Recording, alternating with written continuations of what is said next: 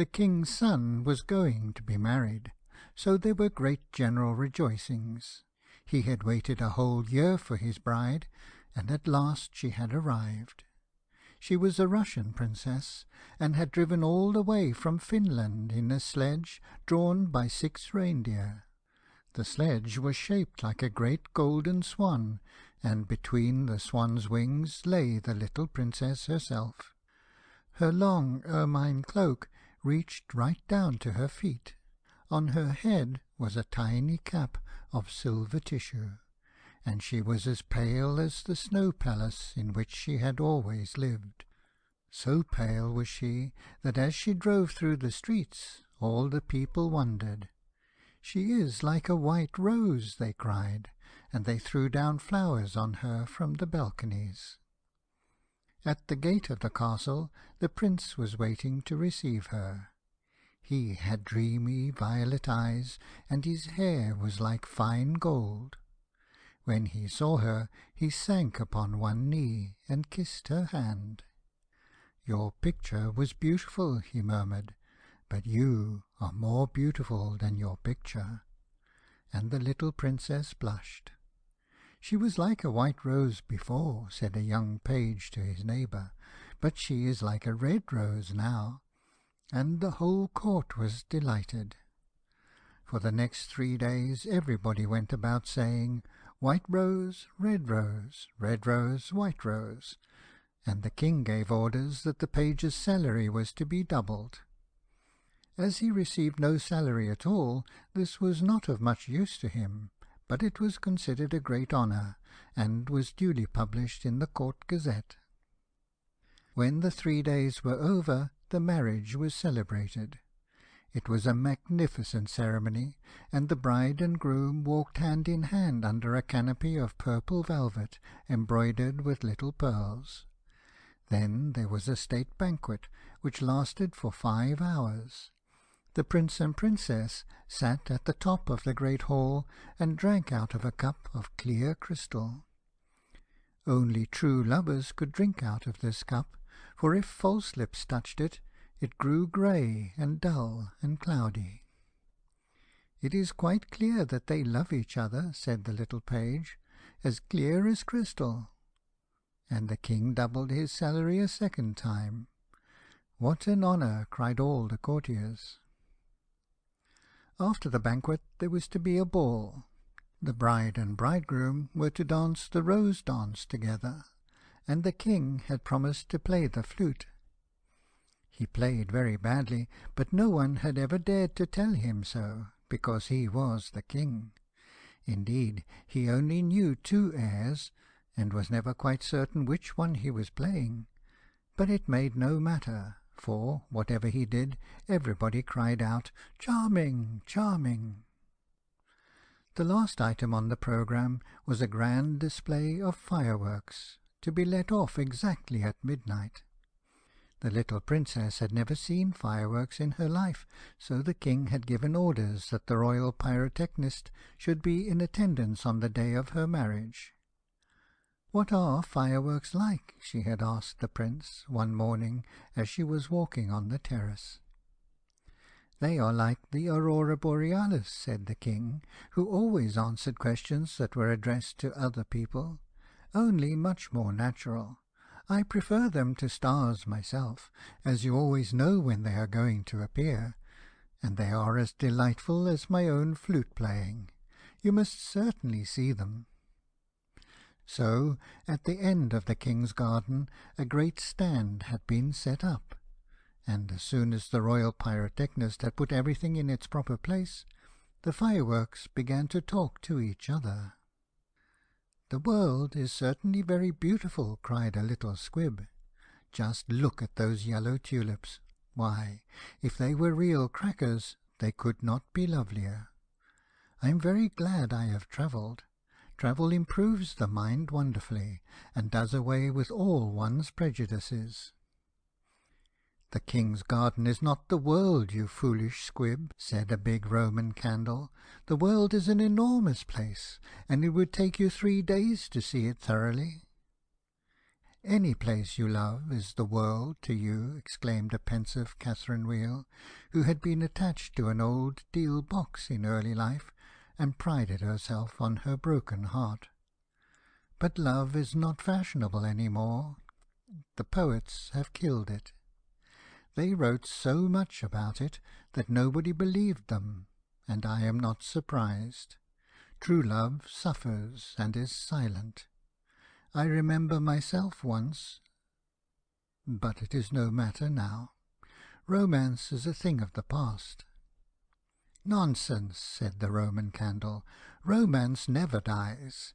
It is like the moon, and lives forever. The bride and bridegroom, for instance, love each other very dearly.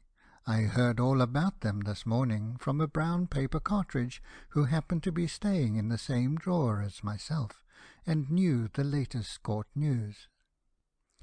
But the Catherine Wheel shook her head. "Romance is dead. Romance is dead. Romance is dead," she murmured. She was one of those people who think that if you say the same thing over and over a great many times, it becomes true in the end. Suddenly a sharp, dry cough was heard, and they all looked round. It came from a tall, supercilious-looking Rocket, who was tied to the end of a long stick. He always coughed before he made any observation, so as to attract attention. "Ahem, ahem," he said, and everybody listened except the poor Catherine Wheel, who was still shaking her head and murmuring, "Romance is dead." "Order, order!" cried out a Cracker. He was something of a politician, and had always taken a prominent part in the local elections, so he knew the proper parliamentary expressions to use. "Quite dead," whispered the Catherine Wheel, and she went off to sleep. As soon as there was perfect silence, the Rocket coughed a third time, and began. He spoke with a very slow, distinct voice, as if he was dictating his memoirs, and always looked over the shoulder of the person to whom he was talking. In fact, he had a most distinguished manner. "How fortunate it is for the King's son," he remarked, "that he is to be married on the very day on which I am to be let off. Really, if it had been arranged beforehand, it could not have turned out better for him, but princes are always lucky." "Dear me," said the little Squib, "I thought it was quite the other way, and that we were to be let off in the Prince's honour." "It may be so with you," he answered. "Indeed, I have no doubt that it is, but with me it is different. I am a very remarkable Rocket, and come of remarkable parents. My mother was the most celebrated Catherine Wheel of her day, and was renowned for her graceful dancing. When she made her great public appearance, she spun round 19 times before she went out, and each time that she did so, she threw into the air 7 pink stars. She was 3 feet and a half in diameter, and made of the very best gunpowder. My father was a Rocket like myself, and of French extraction. He flew so high that the people were afraid that he would never come down again. He did, though, for he was of a kindly disposition, and he made a most brilliant descent in a shower of golden rain. The newspapers wrote about his performance in very flattering terms. Indeed, the Court Gazette called him a triumph of pyrotechnic art. Pyrotechnic, you mean," said a Bengal Light. "I know it is pyrotechnic, for I saw it written on my own canister."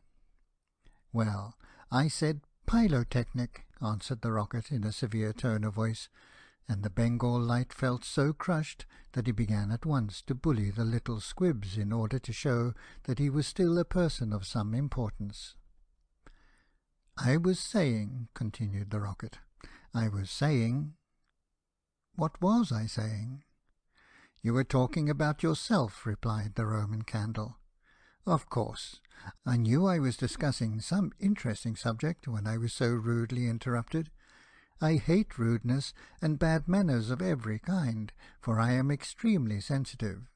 No one in the whole world is so sensitive as I am quite sure of that." "What is a sensitive person?" said the Cracker to the Roman Candle.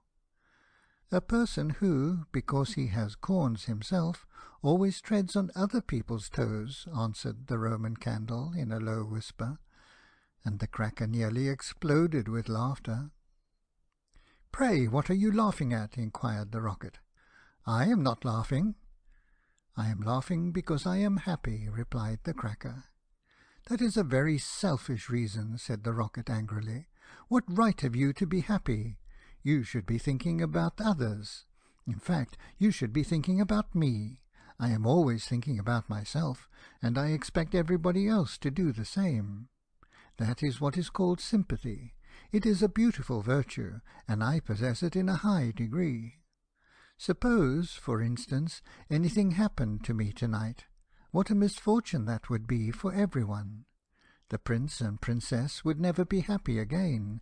Their whole married life would be spoiled. And as for the King, I know he would not get over it. Really, when I begin to reflect on the importance of my position, I am almost moved to tears." "If you want to give pleasure to others," cried the Roman Candle, "you had better keep yourself dry." "Certainly," exclaimed the Bengal Light, who was now in better spirits. "That is only common sense." "Common sense indeed," said the Rocket indignantly. "You forget that I am very uncommon and very remarkable. Why, anybody can have common sense, provided that they have no imagination. But I have imagination, for I never think of things as they really are. I always think of them as being quite different. As for keeping myself dry, there is evidently no one here who can at all appreciate an emotional nature. Fortunately for myself, I don't care. The only thing that sustains one through life is the consciousness of the immense inferiority of everybody else, and this is a feeling that I have always cultivated. But none of you have any hearts. Here you are, laughing and making merry, just as if the Prince and Princess had not just been married." "Well, really," exclaimed a small fire balloon, "why not? It is a most joyful occasion, and when I soar up into the air, I intend to tell the stars all about it. You will see them twinkle when I talk to them about the pretty bride." "Ah, what a trivial view of life," said the Rocket. "But it is only what I expected. There is nothing in you. You are hollow and empty.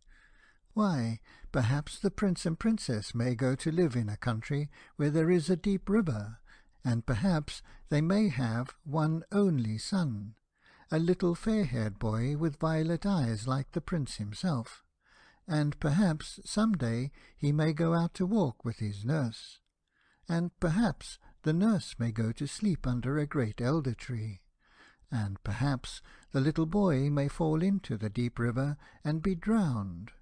What a terrible misfortune!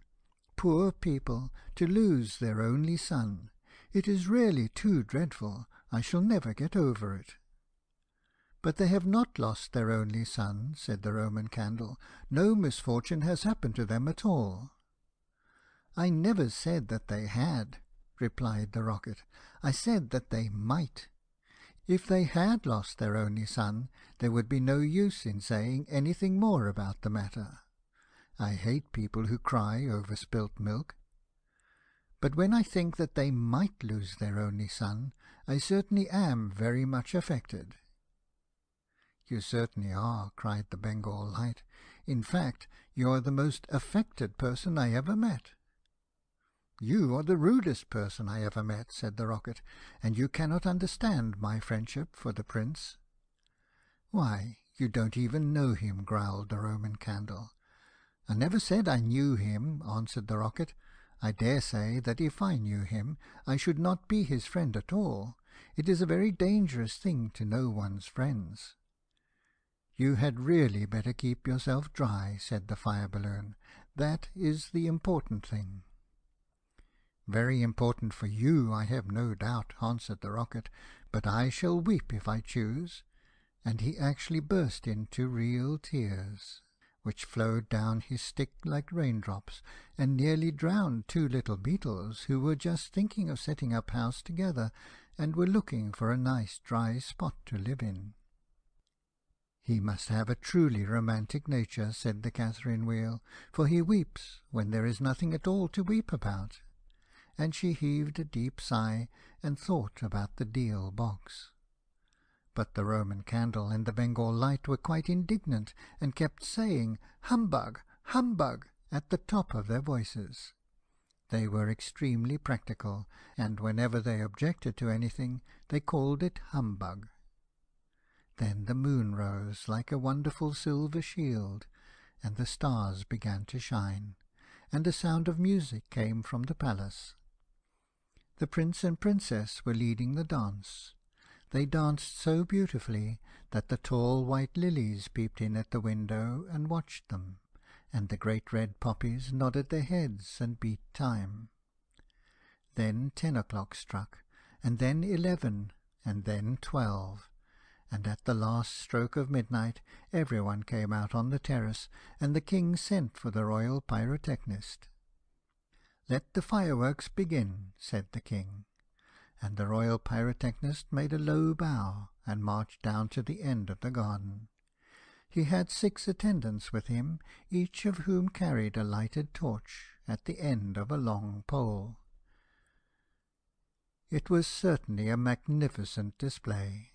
Whiz, whiz went the Catherine Wheel, as she spun round and round. Boom, boom went the Roman Candle. Then the squibs danced all over the place, and the Bengal lights made everything look scarlet. "Goodbye," cried the fire balloon, as he soared away, dropping tiny blue sparks. Bang, bang answered the crackers, who were enjoying themselves immensely. Everyone was a great success, except the remarkable Rocket. He was so damp with crying that he could not go off at all. The best thing in him was the gunpowder, and that was so wet with tears that it was of no use.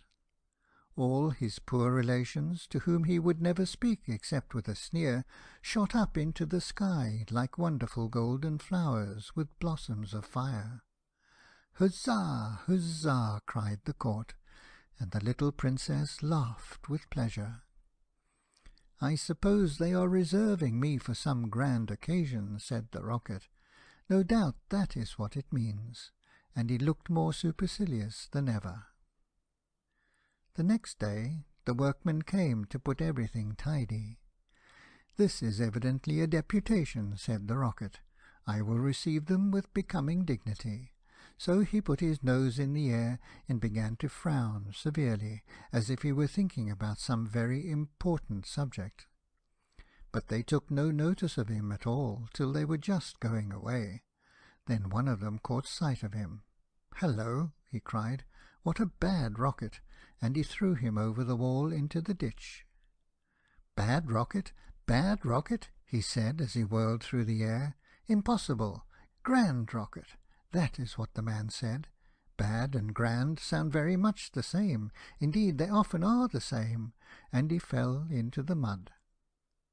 "It is not comfortable here," he remarked, "but no doubt it is some fashionable watering place, and they have sent me away to recruit my health. My nerves are certainly very much shattered, and I require rest." Then a little frog, with bright jewelled eyes and a green mottled coat, swam up to him. "A new arrival, I see," said the frog. "Well, after all, there is nothing like mud. Give me rainy weather and a ditch, and I am quite happy. Do you think it will be a wet afternoon? I'm sure I hope so, but the sky is quite blue and cloudless. What a pity." "Ahem! Ahem!" said the Rocket, and he began to cough. "What a delightful voice you have!" cried the frog. "Really, it is quite like a croak, and croaking is of course the most musical sound in the world. You will hear our glee club this evening. We sit in the old duck pond close by the farmer's house, and as soon as the moon rises we begin. It is so entrancing that everybody lies awake to listen to us.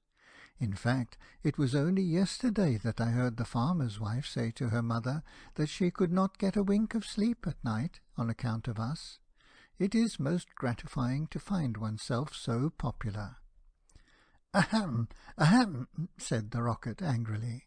He was very much annoyed that he could not get a word in. "A delightful voice, certainly," continued the Frog. "I hope you will come over to the duck pond. I am off to look for my daughters. I have 6 beautiful daughters, and I am so afraid the pike may meet them. He is a perfect monster, and would have no hesitation in breakfasting off them. Well, good-bye. I have enjoyed our conversation very much, I assure you." "Conversation indeed," said the Rocket. "You have talked the whole time yourself. That is not conversation." "Somebody must listen," answered the Frog, "and I like to do all the talking myself. It saves time and prevents arguments." "But I like arguments," said the Rocket. "I hope not," said the Frog complacently. "Arguments are extremely vulgar, for everybody in good society holds exactly the same opinions. Good-bye a second time. I see my daughters in the distance." And the little Frog swam away. "You are a very irritating person," said the Rocket, "and very ill-bred. I hate people who talk about themselves, as you do, when one wants to talk about oneself, as I do. It is what I call selfishness, and selfishness is a most detestable thing, especially to anyone of my temperament, for I am well known for my sympathetic nature. In fact, you should take example by me. You could not possibly have a better model. Now that you have the chance, you had better avail yourself of it, for I am going back to court almost immediately. I am a great favourite at court. In fact, the Prince and Princess were married yesterday in my honour. Of course you know nothing of these matters, for you are a provincial." "There is no good talking to him," said a dragonfly, who was sitting on top of a large brown bulrush. "No good at all, for he has gone away." "Well, that is his loss, not mine," answered the Rocket. "I am not going to stop talking to him merely because he pays no attention. I like hearing myself talk. It is one of my greatest pleasures. I often have long conversations all by myself, and I am so clever that sometimes I don't understand a single word of what I am saying." "Then you should certainly lecture on philosophy," said the dragonfly, and he spread a pair of lovely gauzy wings and soared away into the sky. "How very silly of him not to stay here," said the Rocket. "I am sure that he has not often got such a chance of improving his mind. However, I don't care a bit. Genius, like mine, is sure to be appreciated some day." And he sank down a little deeper into the mud. After some time, a large white duck swam up to him. She had yellow legs and webbed feet, and was considered a great beauty on account of her waddle. "Quack, quack, quack," she said. "What a curious shape you are! May I ask, were you born like that, or is it the result of an accident?" "It is quite evident that you have always lived in the country," answered the Rocket. "Otherwise you would know who I am. However, I excuse your ignorance. It would be unfair to expect other people to be as remarkable as oneself. You will no doubt be surprised to hear that I can fly up into the sky and come down in a shower of golden rain." "I don't think much of that," said the Duck, "as I cannot see what use it is to any one. Now, if you could plough the fields like the ox, or draw a cart like the horse, or look after the sheep like the collie dog, that would be something." "My good creature," cried the Rocket, in a very haughty tone of voice, "I see that you belong to the lower orders. A person of my position is never useful. We have certain accomplishments, and that is more than sufficient. I have no sympathy myself with industry of any kind, least of all with such industries as you seem to recommend. Indeed, I have always been of opinion that hard work is simply the refuge of people who have nothing whatever to do." "Well, well," said the Duck, who was of a very peaceable disposition, and never quarrelled with any one. Everybody has different tastes. I hope, at any rate, that you are going to take up your residence here." "Oh, dear, no," cried the Rocket. "I am merely a visitor, a distinguished visitor. The fact is that I find this place rather tedious. There is neither society here nor solitude. In fact, it is essentially suburban. I shall probably go back to court, for I know that I am destined to make a sensation in the world." "I had thoughts of entering public life once myself," remarked the Duck. "There are so many things that need reforming. Indeed, I took the chair at a meeting some time ago, and we passed resolutions condemning everything that we did not like. However, they did not seem to have much effect. Now I go in for domesticity, and look after my family." "I am made for public life," said the Rocket, "and so are all my relations, even the humblest of them. Whenever we appear, we excite great attention. I have not actually appeared myself, but when I do so, it will be a magnificent sight. As for domesticity, it ages one rapidly, and distracts one's mind from higher things." "Ah, the higher things of life, how fine they are," said the Duck. "And that reminds me how hungry I feel." And she swam away down the stream, saying, "Quack, quack, quack." "Come back, come back," screamed the Rocket. "I have a great deal to say to you." But the Duck paid no attention to him. "I am glad that she has gone," he said to himself. "She has a decidedly middle-class mind." And he sank a little deeper still into the mud, and began to think about the loneliness of genius, when suddenly 2 little boys in white smocks came running down the bank with a kettle and some faggots. "This must be the deputation," said the Rocket, and he tried to look very dignified. "Hallo," cried one of the boys, "look at this old stick. I wonder how it came here," and he picked the Rocket out of the ditch. "Old stick," said the Rocket. "Impossible. Gold stick, that is what he said. Gold stick is very complimentary. In fact, he mistakes me for one of the court dignitaries." "Let us put it into the fire," said the other boy. "It will help to boil the kettle." So they piled the faggots together, and put the Rocket on top, and lit the fire. "This is magnificent," cried the Rocket. "They are going to let me off in broad daylight, so that every one can see me." "We will go to sleep now," they said, "and when we wake up the kettle will be boiled." And they lay down on the grass and shut their eyes. The Rocket was very damp, so he took a long time to burn. At last, however, the fire caught him. "Now I am going off," he cried, and he made himself very stiff and straight. "I know I shall go much higher than the stars, much higher than the moon, much higher than the sun. In fact, I shall go so high that—" Fizz, fizz, fizz, and he went straight up into the air. "Delightful," he cried. "I shall go on like this for ever. What a success I am!" But nobody saw him. Then he began to feel a curious tingling sensation all over him. "Now I am going to explode," he cried. "I shall set the whole world on fire, and make such a noise that nobody will talk about anything else for a whole year." And he certainly did explode. Bang, bang, bang went the gunpowder. There was no doubt about it.